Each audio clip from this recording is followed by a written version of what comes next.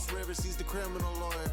Who is he? Bruce Rivers, he's the criminal lawyer. And who is he? Bruce Rivers, he's the criminal lawyer. And what he do? And he's gonna react to all the self-snitching.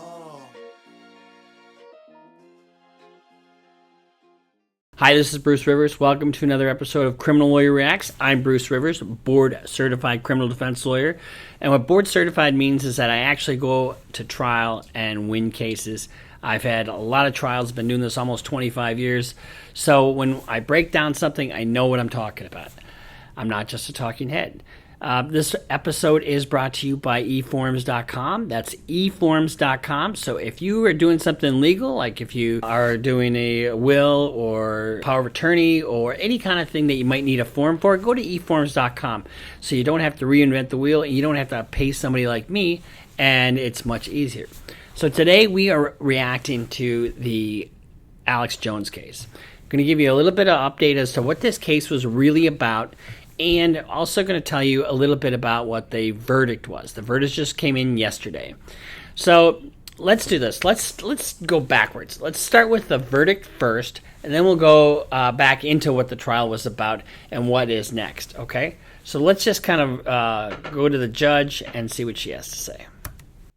Question 1A, $50,000. Question 1B, $10,000. Question 1C, $50,000. Question 1D, no dollars. Question 2A, $1.5 million. Question 2B, $500,000.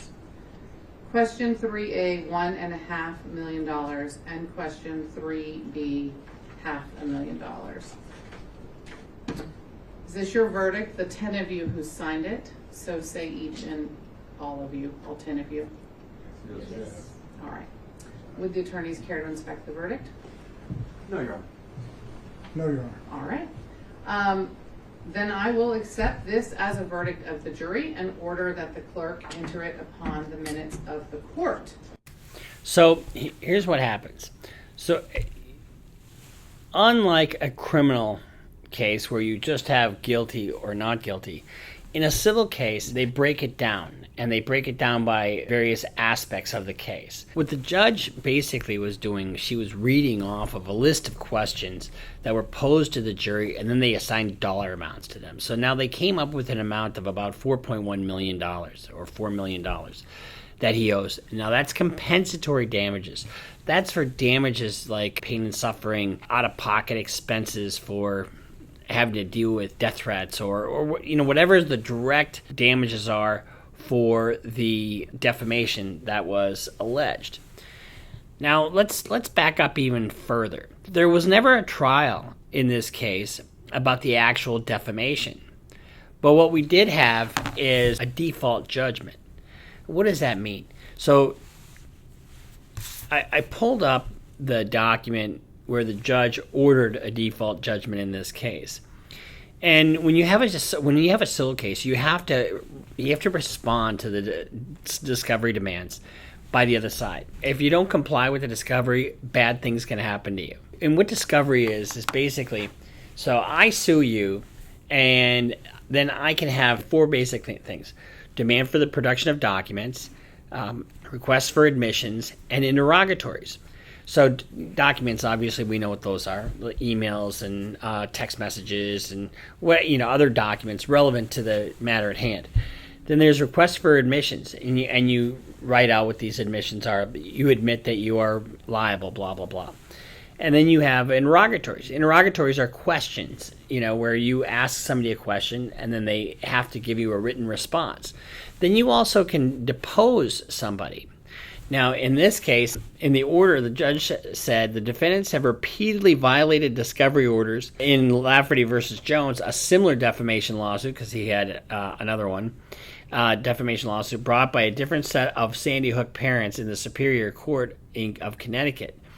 In sum, the defendants have engaged in a pervasive and persistent obstruction of the discovery process in general.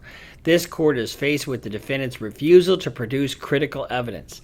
Defendants have shown a deliberate, continuous, and unwarranted disregard for this court's authority.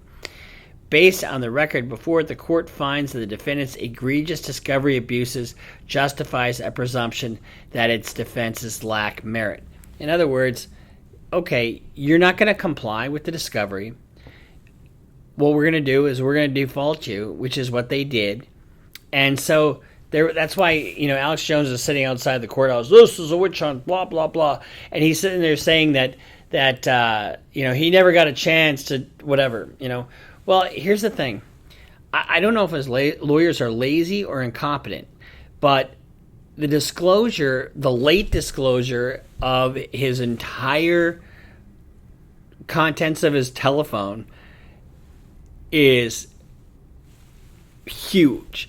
I mean, it's a treasure trove, not only implicating this case, but it's going to implicate things for January 6th and anything he's got his little fingers into, his fat little fingers. And so it's open for fair game. January 6th committee has asked for his phone, and they're going to get it. And so here's why that's important. This is total malpractice by his lawyers. Total fucking malpractice. In this case, they asked for the text messages, and they delayed. And I don't know if this is the same lawyer that he had throughout. I don't think it is. I think he's got a new lawyer. And I think it was just sheer laziness on the part of this lawyer. So screw it, I'll just do a phone dump and I'll just give him the phone dump. Well, that's got every message he's put on there for the last 2 years. And here's the other thing. Even if he's deleted messages, you do a copy of someone's digital content, you can find more than just what's on there. So what we have here is the jury awarded the family of this one parent, this one child, $4 million. So what does that mean? That's just a compensatory phase. Later today, you're going to have the punitive phase. So there's compensatory damages and punitive damages. Compensatory are to compensate you for what you've lost, for out-of-pocket expenses, emotional pain, that kind of stuff. And so that's $4 million. Punitive damages are designed to punish. Now, when somebody makes hundreds of millions of dollars, however, he's made millions. And he's made millions purveying falsehoods. And not only that, he has thumbed his nose at this whole lawsuit and the judicial process throughout. You heard the pain that was in these families' hearts, and the death threats that they had to endure. And he knows it. I mean, he's not stupid. I mean, he sells his piss powder to those who buy it, and he knows his audience, and he knows exactly what he's doing. And, and we'll play you 2 clips, okay?